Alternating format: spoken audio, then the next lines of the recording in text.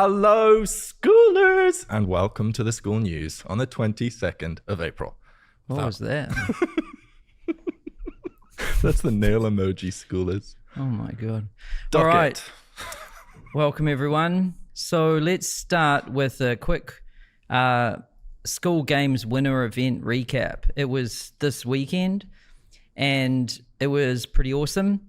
And, you know, the start of it, we had the guy who was #1 in the music category opening for us on the trumpet. Let's check this out. Hello everybody. Welcome. Please take your seats. We will be starting with something very exciting. We have Louis Dowdeswell, #1 in music, trumpet extraordinaire with an absolute masterpiece.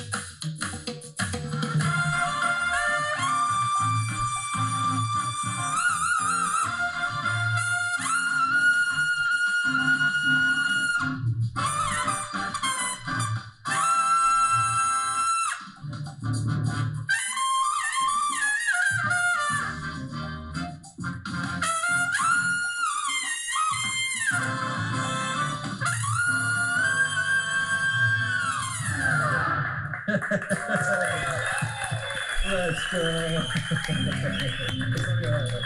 Louis Dowdeswell, everybody. #1 in the music category. What a performance. Thank you. It was a pretty awesome way to open the event. And it was, I'd say this is one of the benefits of having multiple different categories in the Skool Games, because we had such a mix of people there. There was people there from like tech, cybersecurity and AI and coding, finance, business, dating, sports, like pickleball and basketball and stuff, frisbee. There was a guy there, and music as well. There's a drum and bass DJ and everything. It was pretty awesome. And so we're just going to have a quick look at some of the photos. So Kirby was being the MC and introducing the whole event. Then, yeah, we had Louis Dowdeswell. You know, he played trumpet on one of the James Bond movies. Really? Yep. Damn. Yep. And you can check out his community. It's called Lewis's Trumpet Academy. It's #1 in music in Q1. Then I said a little something. Look at that cool guy. And then you can see that everyone was having a good time except for Kirby. Then we had Evelyn Weiss. She did a little presentation. And yeah, what we did for this Skool Games is we got like 4 people that have achieved great things on Skool to like condense down their story and what they're doing on Skool and how they achieved the results they're getting, with a particular focus on, you know, their MRR and their churn. Yep. And so Evelyn Weiss has got a group called Grow with Evelyn. It's making 197 grand a month recurring, and she's got 3% churn. Then we had Josh Madakor. He's in the tech category. #1. Yeah, the cyber range. It's the cybersecurity community. He's making 111 grand MRR, 10% churn. And then we had Tyler Costin. One of his communities is like that pickleball school, but he came first, second, and third, right? Yes. Yep. Yeah, because he's got a basketball community and another community. As you can see, he looks very athletic, and he's at like 60 grand MRR, 3% churn. And it was so awesome hearing from like, you know, someone that does marketing, and then someone that does cybersecurity, and then someone that does sports. Yeah. It doesn't get boring because everyone's got something unique to kind of add. And, you know, here's a shot of the audience. Quincy, you can see Quincy there. He's got a drum and bass community.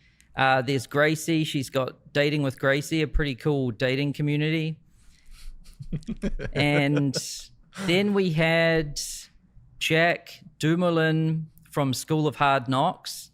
He's doing about 116 grand MRR with 11% churn. He's got a big YouTube channel as well. Yep. And he shared what he's doing. And so, yeah, we opened with the trumpet. Some people said some things. Then there was an awards ceremony. You can see people got photos. They got handed their school awards. So look at the fingerprints on that one. Oh no. It needs to be polished up. Yeah, edit it. AI. The ones we ship you aren't all smeared like that. This one had been touched by like 30 people at this point. But yeah, we did the award ceremony. People got awards. And what was really interesting is I noticed this from the very beginning. Like the question that everyone was using is like the icebreaker was, what category are you in? Yep. Because they knew that everyone in that room was in one of those categories, and it was a great way to kind of start it. Yep.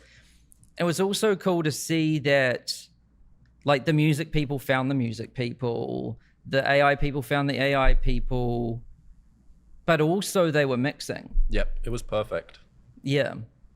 It was pretty cool. You don't really see that many different people in one room from so many different like categories, but still doing something together. Like yeah. One of my favorite things at lunch was when the pickleball guy was teaching the frisbee guy, because the pickleball guy has a huge social following. Frisbee guy's great at frisbee, but doesn't have the following. And he was just telling him exactly what to do. And the frisbee guy was like, oh, I'm taking notes. Yeah. Then we had some lunch. Yummy. Look at that. Yummy, yummy. Very delicious lunch. Ooh. Creme brulee. You mentioned that. Yep. Well, we're not on that course yet. This was some kind of beef. Yeah, it was I forget what it's called, but I did a taste test of it before. You liked it? Yeah, it was very, very high quality. Good. You can see people enjoying their lunch. Someone's getting quite expressive during lunch. And then we got on this bus. Not just any old bus. Executive bus. Except I asked Vlad for a black bus. Oh. Does this bus look black to you? Doesn't look very black. It's a very nice bus, but I did request it in black. Apparently Vlad called every... Vlad said lol in the chat. Apparently he called like every single bus company in LA. Anyway, we all got on this bus and then took a road trip to Skool HQ. This was fun. Our office.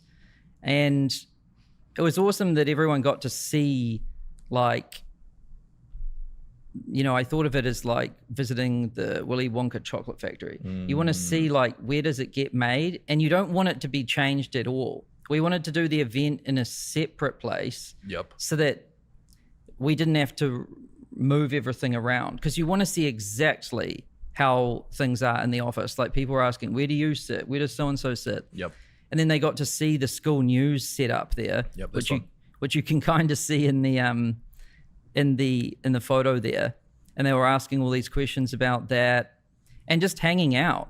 You know, we wanted to leave plenty of open space so that everyone could meet with each other and, you know, and collaborate. There's me adding some value. Someone's got their eyes closed. Someone's asleep. Yeah. Oh, well. And then we went out to dinner afterwards, and we had some Italian. At a very nice restaurant. You can see everyone enjoying their time here. And that one kid there is 16 years old. 17. 17. Yeah. Okay. And his dad was accompanying him just to make sure that, because, you know, when I was 16, I definitely wasn't traveling around the world. He's from Sweden.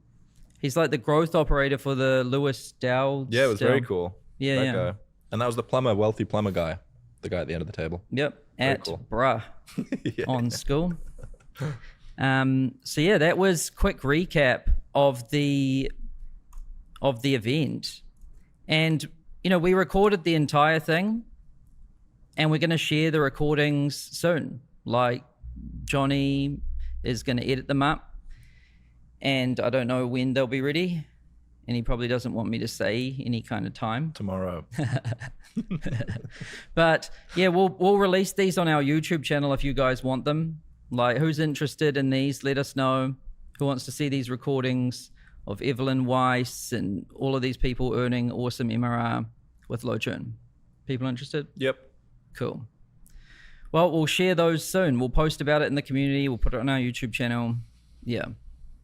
Now, some new features. So right now you can pinch to zoom images on the app. I don't know why you couldn't do that for so long.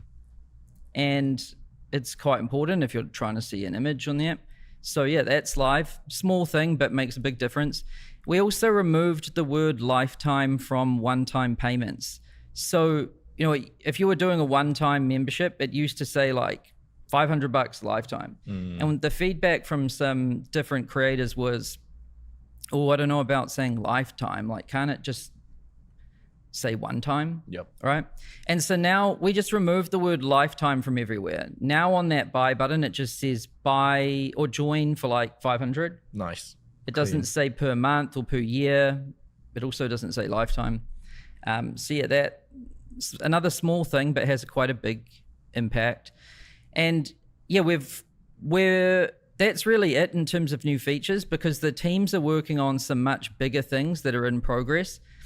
And this happens sometimes. You know, sometimes you're working on smaller things and they're just flying out like boom, boom, boom, boom, boom, and there's a lot to cover in 1 week. But other times the teams are working on something that takes longer than 1 week to build, right? Yep. And so, you know, it kind of comes in cycles or waves. Sometimes you see a lot of small things, and then sometimes you don't see much, and then something big drops. Yep. So yeah, that's it for new features. And then, you know, kind of on this topic, I figured we'd talk about how we build Skool in general. You may or may not be interested, but because, you know, I think there's some similarities here to how you build anything. Yep. Like a community or a course, or honestly anything. I don't think the process is any different. But first of all, like, where do the ideas come from? And they honestly like come from everywhere. And so, you know, I use the product every day, and this is extremely important. Actually using it is, I would say, the main source of like, of inspiration, because if something frustrates me, I really want to fix it.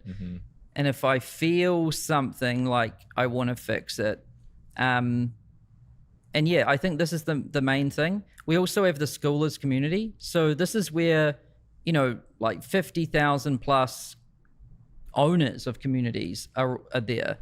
And then they've got all of their communities where there's tens of millions of people in their communities. And all of that feedback kind of comes from their communities to them, and then them into the community there. And so it's all of these users, you know, that are like kind of aggregating up this feedback. And then I read almost everything in here. Yep. You call it a central node. Yeah. And so this is huge. Like, we actually listen. I actually read it. Multiple hours a day of my time every day is spent just reading what people say about the product. And then also talking to users. So, you know, at the Skool Games event we just had, I'm talking to users. I'm like, how do you like this? How do you like that? What if we did this? What if we did that? And they're telling me all kinds of ideas that they would like. And also I'm DMing people. Like, if I identify someone as a real good source of feedback, or if someone's super like hardcore and they probably will understand the deeper things, then, you know, I'm sending DMs and screenshots and things back and forward. And then we get on Zoom, and sometimes they come and visit the office too. So yeah, ideas come from this kind of landscape here, right? Literally from anywhere. And then we compile the ideas into a list, right? We just kind of dump them into a Google sheet, honestly. And then we continuously find the most important ideas and prioritize them. Yep. So we're like looking at all of these ideas, and then we're like, okay, what's actually good? And then what, out of all of this, what should we do next, basically? And then we get that list right down to what's most important now. And honestly, I would say this step here takes almost as much time as the looking at the like gathering of the ideas. Yep. It's a huge task, this prioritization thing, actually, because as new information comes in, you have to reprioritize everything in a way, right? Or if there's a bug, or if you ship something and then everything changes, you have to reprioritize everything. Yep. So I spend a lot of my time doing this. I remember when I was running a community back in the day, I would never prioritize, and I would try to do everything at once, which would mean that I tried to improve everything at the same time, which meant that nothing got better. But That's impossible. Exactly. Prioritizing and just doing one thing, making that as good as possible, then moving on to the next thing works way better. Yeah. Yeah, the key to making something good is to not do many things, because to make something really good takes a lot of time. Yeah. Yep. Then designing the interface and how it works, that's the next step once we know what we're going to do, right? So we do that. And then we actually validate it. We validate the designs with the users, often the users that asked for them, right? And we say, is this what you want? Like, would this solve the problem? Or what do you think of this? And, this might be just sending screenshots. Sometimes I'll record a loom and walk them through how it works. And this is just still at the conceptual stage here. No code's been written, because all of this is quite easy to change. Once code's being written, it's hard to change things, and it's expensive. So, when we're in the conceptual stage, we want to validate as much as possible. And then often getting on Zoom as well, sometimes with multiple users at a time, and pulling up the designs and walking them through it and seeing what they say. And once we've kind of validated, yes, this is what people want, this is the priority, this is what we should do, then we build it. And that's, working with the engineering teams to actually code it. And this is actually the hardest part. The engineers deserve a huge amount of credit. It's definitely the hardest part, and it's way harder than everyone thinks, and they're kind of hidden behind the scenes, but they're like the real heroes of this whole process. Yep. Then we test it, and we run all kinds of tests to make sure it's not buggy and make sure that it actually works. And then when we think it's good enough, we ship it. And then you guys see it in your app. You're like, oh my God, look, there's a button there or something. Yep. And then we announce it on Skool News, like we're doing here. And then you're like, oh, look, I said something. They listened to me. They did it. I like it. or they hate it. And then we have to undo it. And then we just repeat this process. That's really it. And then it's just back to, square one, and you just do it again, and you do it again, and you do it again, and you do it again. Yep. Before you know it, it's been 5.5 years. Yeah. And the product's pretty good. Yeah. So that's how we build Skool. Hope that it helps you in some way or adds some clarity. And I honestly think you build a community the same way. Like, too often, I think what people do is they sit down in their bedroom and then they write a list of ideas. Yes. And more is better in their mind. So this list is enormous, and it includes all kinds of things that nobody wanted or asked for. Even worse is if they've asked ChatGPT what they should add into their community or product. Or they listen to 100 different mentors that are all telling them to do 100 different things. Yeah. Or they scroll the feed and let that carry them away. You've got to really get your sources pure, I think. And you've got to get good sources, and you kind of got to tune them, because if there's too much noise, then you don't know what to do. And so that's why I really like just using the thing. Yep. Because I can just experience it, right? And I remember the guy who invented the iPhone, it's not actually Steve Jobs, the guy who was like in charge of the team inside Apple that did the iPhone. He said that, and I don't know what his name is, but you can Google it. But he said that for him, the main source of innovation and inspiration is frustration. He said, don't go looking for ideas, go looking for frustration. That's good. And take it away. That's really good. Yeah.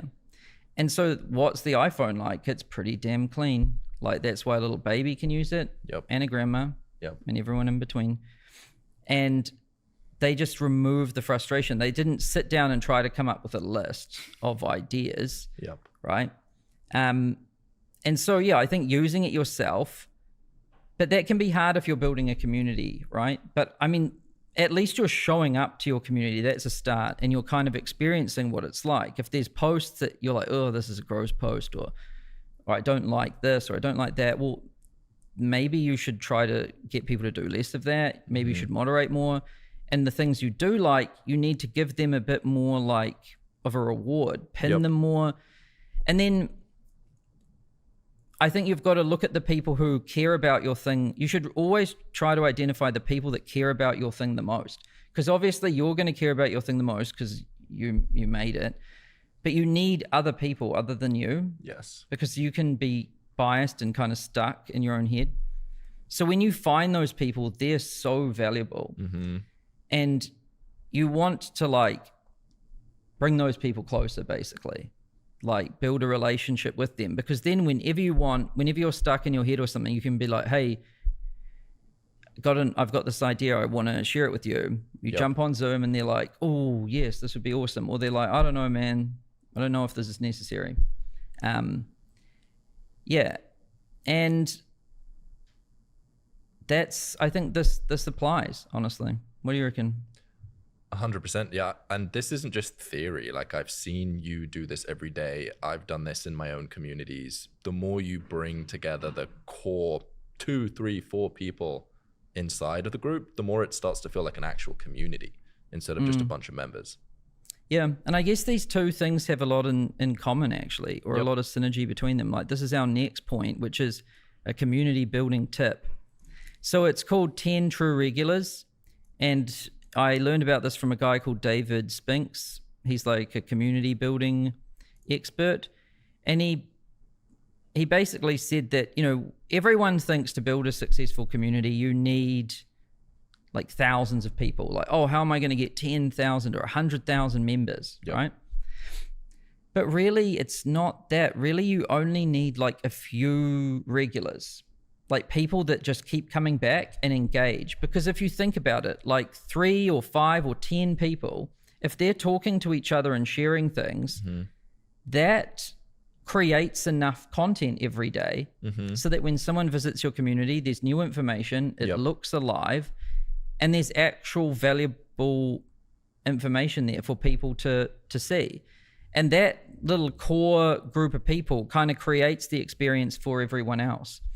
And the internet is kind of like this. Like 99.9% of people don't engage; they just watch. But it's that 0.01% of people that actually contribute, that actually make the internet for everyone else. YouTube's like this. Almost every platform is like this. Community is a bit more than that. It's not such a like creator spectator dynamic. But still, it's going to have this kind of dynamic. 100%. 100% of your members are never going to be engaged unless there's like 5 or 10 of them. But yeah, you want to identify your 10 true regulars, and this is kind of nerdy, but maybe you find it helpful. But you know, imagine like the social graph of your community, and at the core of it, like the nucleus kind of, you have these core people. So it might be you. I mean, in the schoolers community, we can give a great example, like Calvin Hollywood's very active, you're active, Evelyn's active, and you know, Ryan Duncan's very active, and there's a bunch of very active people in there. And they're interacting with each other, and then there's a ring around that where there's other people interacting with each other, and that kind of creates the community for everyone else around it. And a great way to find this in your school community is just to look at your points leaderboard, but ignore the people that are just commenting hundreds and hundreds and hundreds of times just to get lots of likes. You want to find the people that are on the leaderboard but are getting there through quality and through actually building real relationships instead of just huge volume of comments or posts. And yeah, you want to identify passionate members early and then bring them closer. So, you know, we noticed that Calvin was very passionate, and so I was talking to him on DMs and talking to him on Zoom, and you know, that's what made him want to go deeper into it, right? And Kirby was a user early on. He had the synthesizers community, and then he wanted to invest. And then you came out to Skool HQ and you visited it, And then I was like, okay, maybe you should be on the team.